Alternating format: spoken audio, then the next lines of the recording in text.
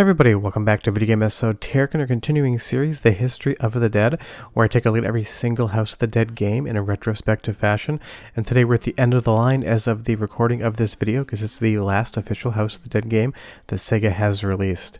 And while this game does tie into the events of House of the Dead 4 and some of the previous games, I will say that while mechanically it's an absolutely outstanding light gun arcade game from Sega, the storytelling is very muddled, and parsing out what's actually happening does require a little bit of effort on my behalf.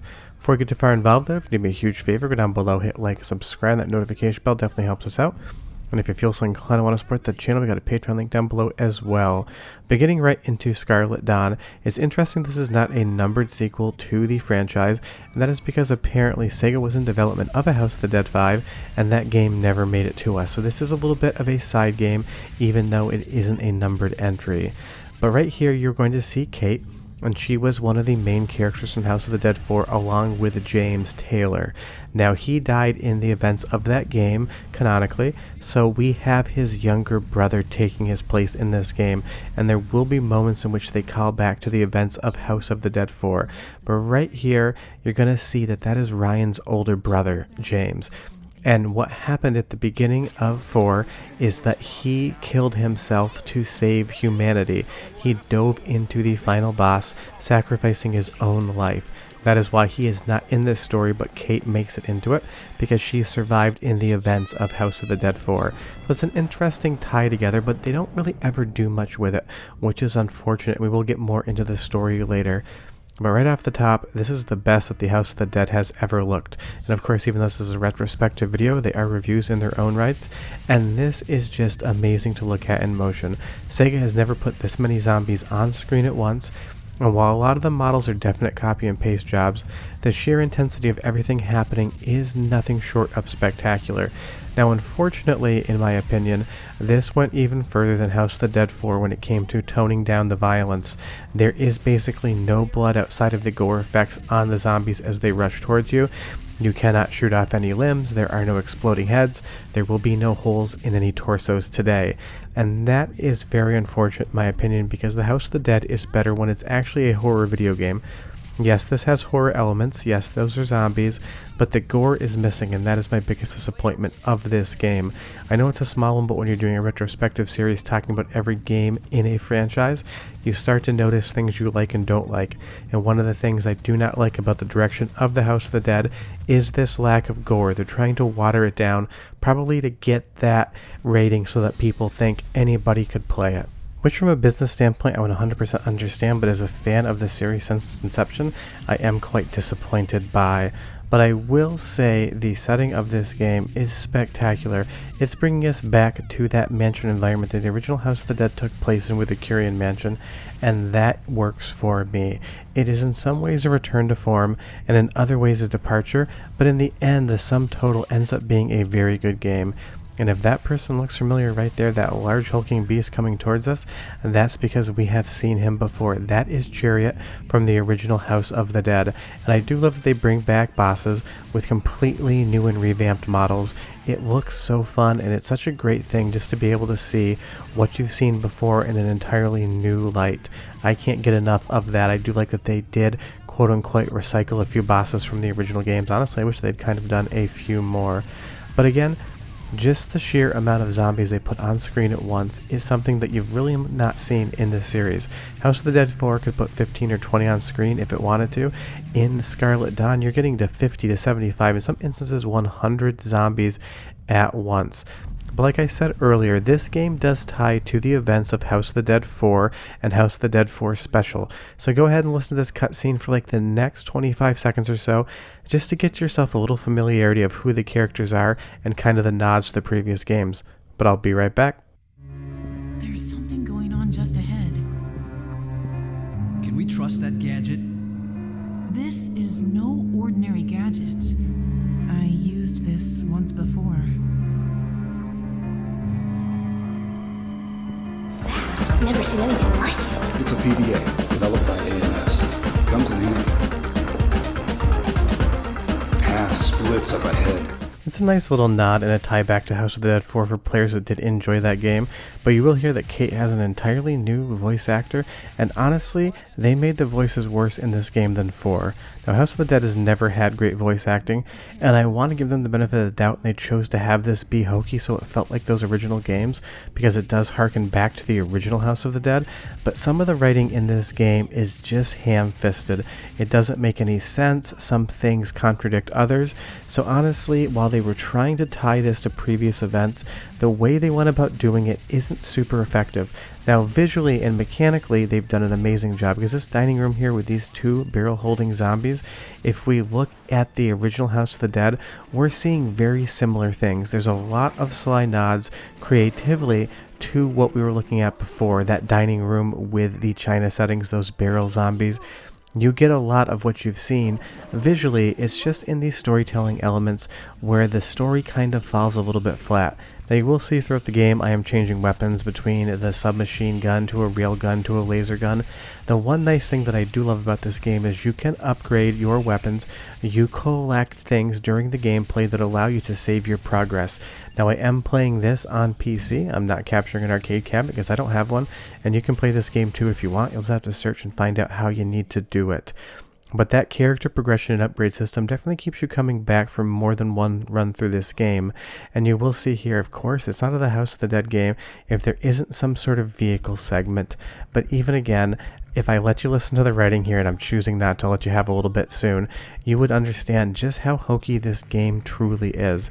I don't know if it's trying to be cheesy, and leave me a comment down below and you tell me, do you think this was intentional on the developers' parts at Sega? Or they just thought it sounded really good in an execution when you're listening to it, it doesn't come across the way they had intended? Because I really can't decide myself. Considering the voice acting in House of the Dead 4 was quite good, I want to think that it was intentional, that it was that cheesy, but I'm curious to hear your guys' thoughts.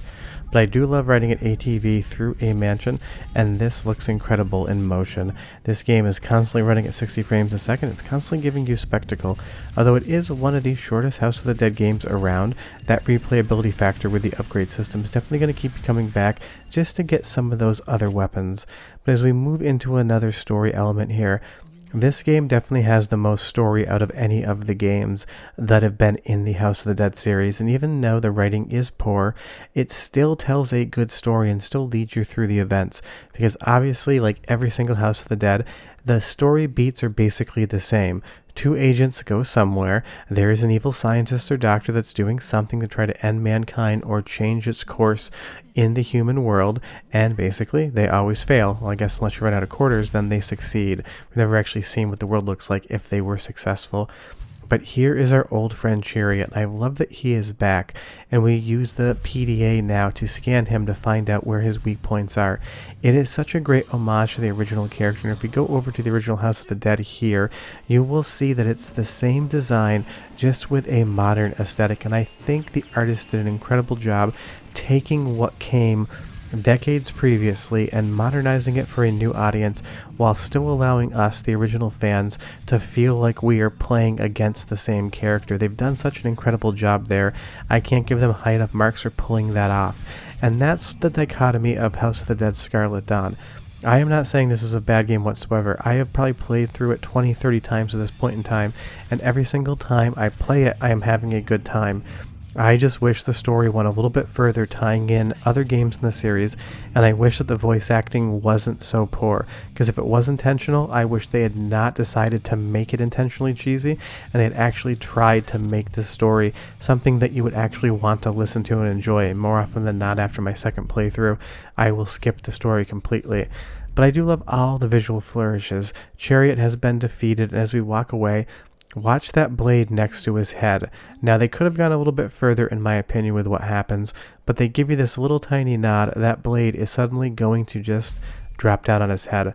I wish it was severed, but that's just me. And here they're just talking about the end of the world in Noah's Ark, and don't forget, in the timeline of the series, this game takes place before the House of the Dead 3, and if you didn't watch the video on House of the Dead 3, I recommend you watch it after this to get some more perspective of the overall timeline, because it can get quite confusing as you jump around. But whatever was happening in this game did come to pass in the way that mankind is almost extinct in the third game. humanity is in ruins and basically you were fighting for its survival in your own way. So it's interesting how Scarlet Dawn kind of leads into that with all these different story elements and some really nice animations. It does kind of play around with the artistry every once in a while, giving you a little bit of information about the master plan of everyone behind this. And you will see the antagonist of this game here, and we'll learn more about him shortly, but I am trying to drip you the story as we go along. And I will say I do not know who designed Kate's dress. It seems impossible to fight zombies in, but it seems like somebody at Sega felt like that was the attire that you would wear if you were going to a formal zombie killing event. But moving through the game again, I will say one other disappointment I have in it is the soundtrack. I'm not saying it's not great, I'm pretty much saying in some spots it's non-existent. But go ahead and listen for like 45 seconds or so, hear what there is to hear, and I'll come back and talk more about the history of the game. Enjoy!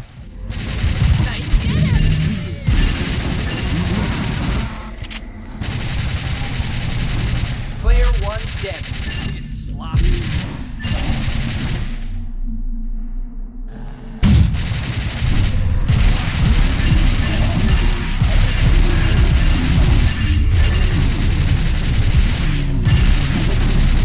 Researching.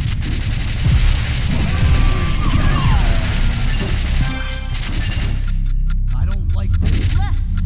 Oh, that's just crazy.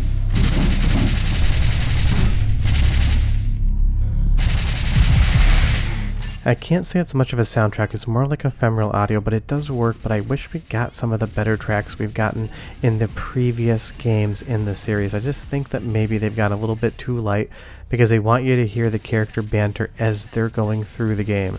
And speaking of character banter, that's a lot of where the callbacks come from, so listen to this for like 5 seconds. In the water? Digging up bad memories. Don't remind me. I was up to my waist in stuff. And she's saying she was up to her waist in water at one point in time, and that is a callback reference to the House of the Dead 4, where she's complaining about water when they go through the sewers, and the same zombies with the same barrels appear there as well. So it's a really nice nod to players that have come before and played all the games and have that really deep knowledge of the series that is kind of just for us. But I will say mechanically again, a zombie crawling through the back of that SUV and one grabbing Kate from the passenger side, just absolutely spectacular gameplay. Now in a moment I'm going to let you listen to a big story and exposition dump introducing the villain of the game, Thornhart. Now I can't say that he's never been introduced before. In some games in the series he appears as an unnamed character in certain endings, and that is fine, but I wish they had done a little bit better of a job of actually showing you where he appeared in previous games, because if you haven't played those games and gotten those endings, you'll have no idea who they're talking about. But go ahead and listen, then I'll come back and explain. That's it!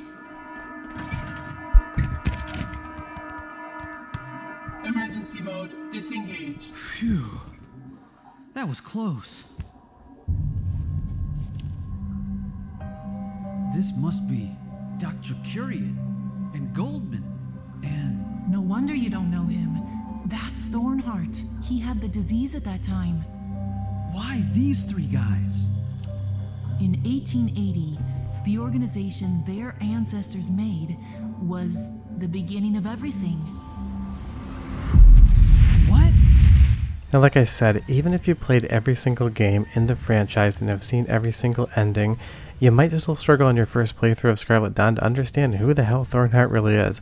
I know I did, and like I said, had they just shown a few cutscenes or even remade a few cutscenes from the previous titles with a little bit of exposition explaining it, I think Sega could have done a lot better job of actually tying Scarlet Dawn into the main franchise. But on the plus side, you get this monstrosity of a squid chasing you through a sewer with this giant gaping maw with all of these teeth and tentacles coming towards you. Now that is a good looking beast right there. It's not something you don't want to meet in the dark, and it does a great job. And that's the really interesting thing about this game that makes me conflicted as to say whether or not I love it or just like it. Gameplay wise, it is a ton of fun. It is beautiful to look at. The boss designs are incredible, the zombies are awesome. It's just one of those things where it feels almost like this could have not been a House of the Dead game. It feels like it was starting development as something else, and they shoehorned the House of the Dead franchise into it. And that does happen sometimes. Some films become other films. Cloverfield has a movie in which the actual Cloverfield narrative was added in during production. I know that this started life as a House of the Dead game, but it has all the vibes and the hallmarks of not actually having done so, and that is not a good thing when you're talking about a game. Thornhard exists. Why does he exist? You might not know unless you played all the other games. But it is important to hear some more story, so another 25 seconds and I'll come back and finish out the video. Goldman took evolution to be biological adaptability, but I consider it to be truly about the human mind. Arrogance, greed, envy, rage, lust, veracity, laziness. All great expressions. We need to get rid of the dead one. It's time to carry out Noah's Ark. Let's start a new evolution. Now I know he had some sort of disease, but that is the face of an old man married to the voice actor that sounds maybe like he's 25 years old, and every time I hear that voice I start to laugh a little bit because it just does not fit whatsoever. And that is the big thing about Scarlet Dawn. It is two different games that you're playing at once. The light gun portion of the game is incredible. This horde of zombies running towards you and you're opening up that clip with two weapons in reserve, the amazing graphics, all of the great shooting mechanics. That is game one. Game 2 is the wonky story and terrible voice acting that tries to tie itself into previous games in the franchise and does a really bad job at doing it. But you put me in a room like this medieval billiards room with those weapons here, I am there for it. There's so much care and attention to detail put into this game. It is spectacular to play. It's just one of those things. Skip the story once you've heard it once and just keep playing for score, for new weapons, for new unlockables, and the game is going to be a lot more fun. And that's just how it works. I'm not saying this is a bad game. I love every single House of the Dead game Sega has ever made, but if you love everything, that doesn't mean you can't have a hierarchy of how much you love it. I would say that at the bottom of the list is probably House of the Dead 3. I think it's an amazing game. I just don't really love what it did, and I would say Scarlet Dawn is above that in that second to last place. But leave me that comment down below and tell me how you feel about it. Like I said, I still love it. I just love it less than everything else that's come before it outside of 3. But in a moment, I'm just going to tell you, I don't make you listen to it because I'm going to give you a taste of some of the actual good soundtrack in the game, but you can't complain about two samurais running on the walls trying to hit you with swords. I love that they decided to genetically engineer them. But as he looks at the desk, he says, there's nothing here. He looked for like 2 seconds. I mean, give it a little bit of a better look, dude. You might find something as Kate comes in and immediately finds information that is important to the story. And I get it. People at Sega aren't film directors. Maybe I am, and I'm not saying that I do an amazing job at everything, but honestly, just look like 5 seconds more. But the soundtrack that does exist is quite good. Go ahead and listen. Be right back.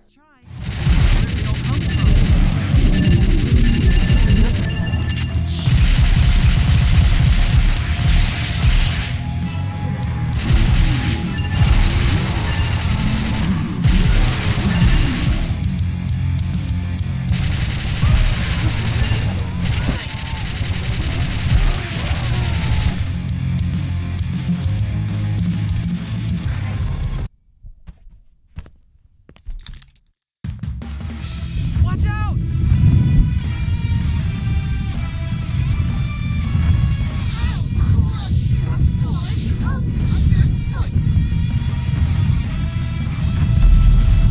For heaven's sake. You two are going down next.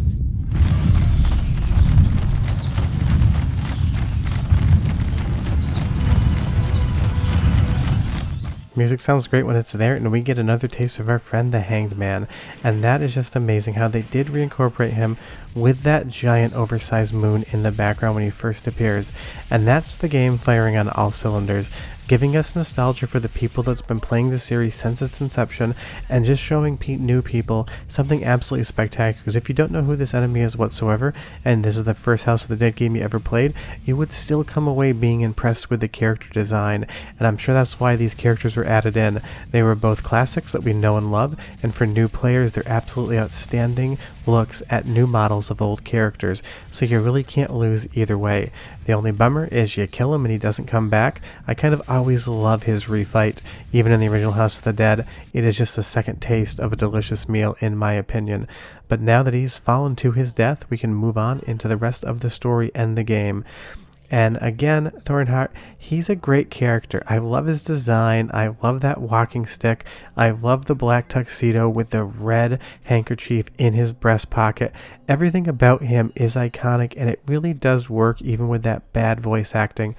I just wish right there they had shown us a few cutscenes from the previous games to really show how he's been orchestrating everything from the shadows, because the reality of his character is what he's been doing in the entire series has been working behind people like Curian and Goldman and kind of pulling the strings. His actual character, if I tell you about it, is quite interesting. It's just that interest didn't end up coming into the actual game, but he loved Curian so much he put a monument to him in his own mansion. It is the Scarecrow Mansion. I do like that name.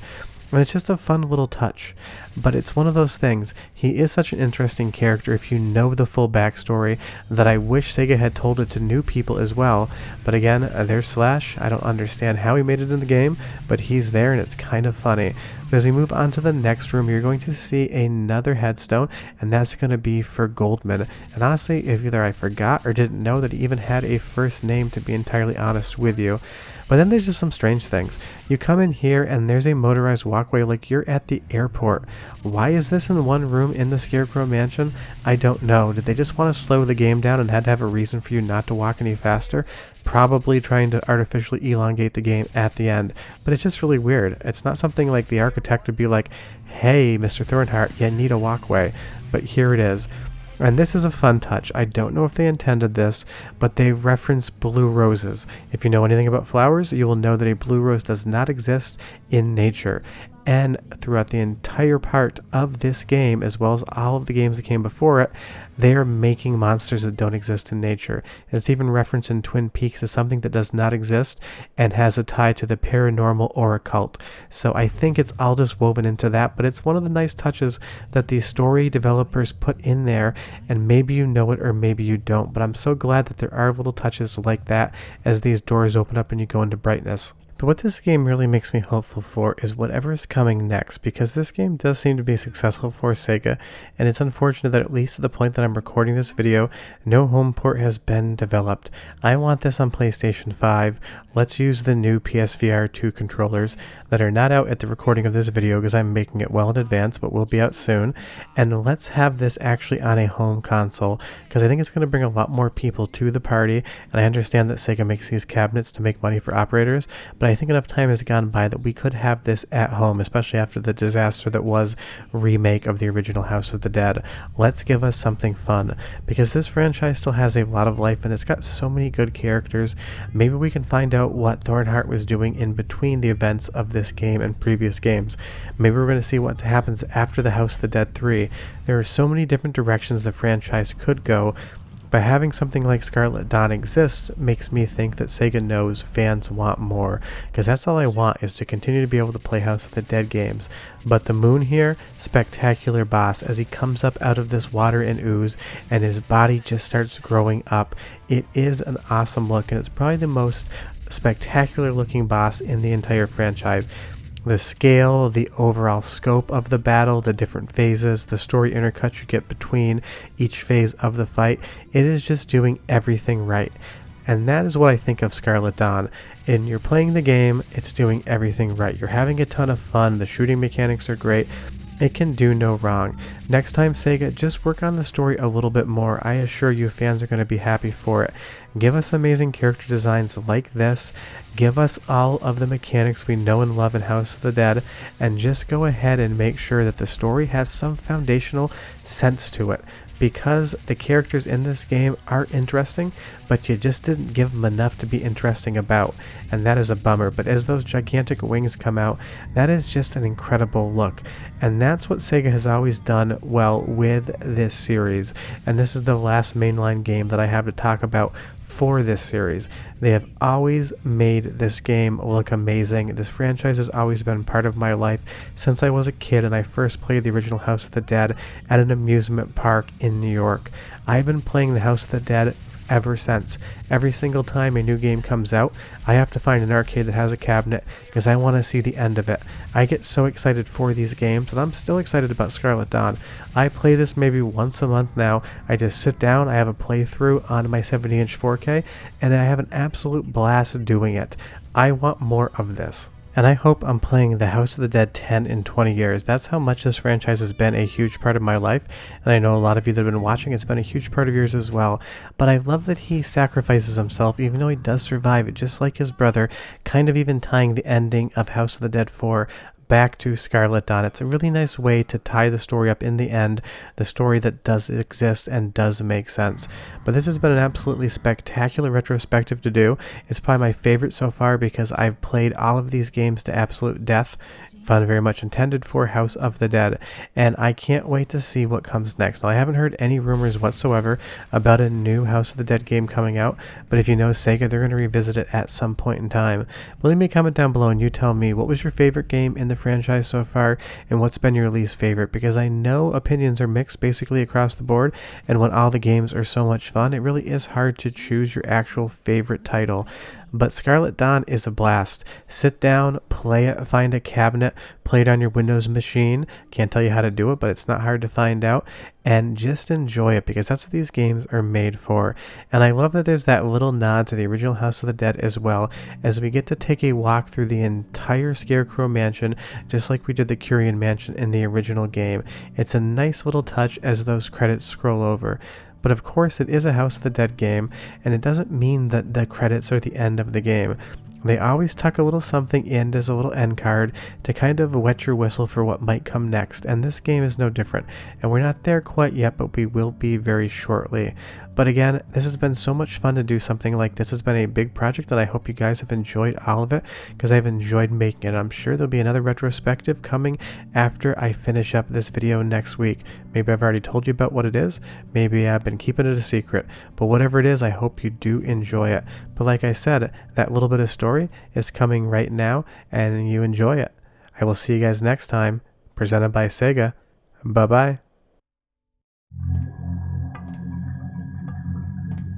It's impossible to change a predefined future.